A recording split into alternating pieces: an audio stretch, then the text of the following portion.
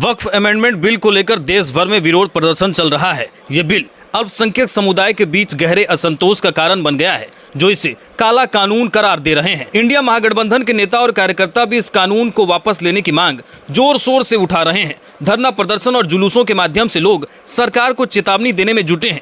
हालांकि सरकार ने लोकसभा और राज्यसभा में इस बिल को पारित कर दिया है, लेकिन मामला अब सुप्रीम कोर्ट में लंबित है। सभी की नजरें अब सुप्रीम कोर्ट के फैसले पर टिकी है। इसी बीच विरोध प्रदर्शन थमने का नाम नहीं ले रहा। ताजा उदाहरण झारखंड के गोड्डा जिले का है, जहां हजारों की संख्या में अल्पसंख्यक समुदाय के लोग मेला मैदान में एकत्र हुए। उन्होंने इस बिल के खिलाफ नारेबाजी की और इसे समुदाय के अधिकारों पर हमला बताया। प्रदर्शनकारियों का कहना है कि यह बिल वक्फ संपत्तियों के प्रबंधन में पारदर्शिता के नाम पर समुदाय के हितों को कमजोर करता है। विरोधी दलों का आरोप है कि सरकार ने बिना पर्याप्त चर्चा के इस बिल को जल्दबाजी में पास किया। दूसरी ओर सरकार का दावा है ये बिल वक्फ बोर्ड में सुधार और भ्रष्टाचार पर लगाम लगाने के लिए जरूरी है, लेकिन सड़कों पर बढ़ता गुस्सा और सुप्रीम कोर्ट में मामला अटकने से सियासी माहौल गरमाया हुआ है। अब सवाल यह है, क्या सुप्रीम कोर्ट इस बिल पर कोई राहत देगा या विरोध और तेज होगा?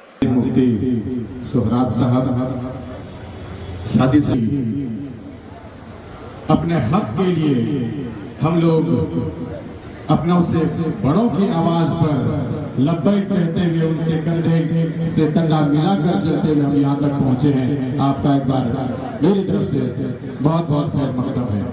आज जो हम लोग गोड्डा के इस मेला मैदान में हजारों की तादाद में जमा हुए हैं, इसके पीछे का मकसद आप तमाम लोग भली भांति जान रहे हैं और जानने के बाद ही यहाँ तक उपस्थित हुए हैं, यहाँ पर हाजिर हुए हैं।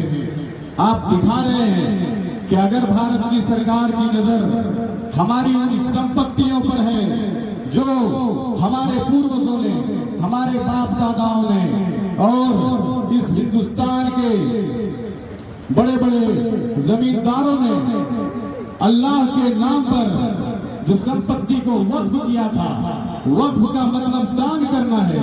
उन्होंने अपनी निजी जमीन को, अपनी जमीन को, बपौती जमीन को अल्लाह ताला के नाम किया है और उसकी देख रेख करने के लिए वक्फ बोर्ड का गठन हुआ है।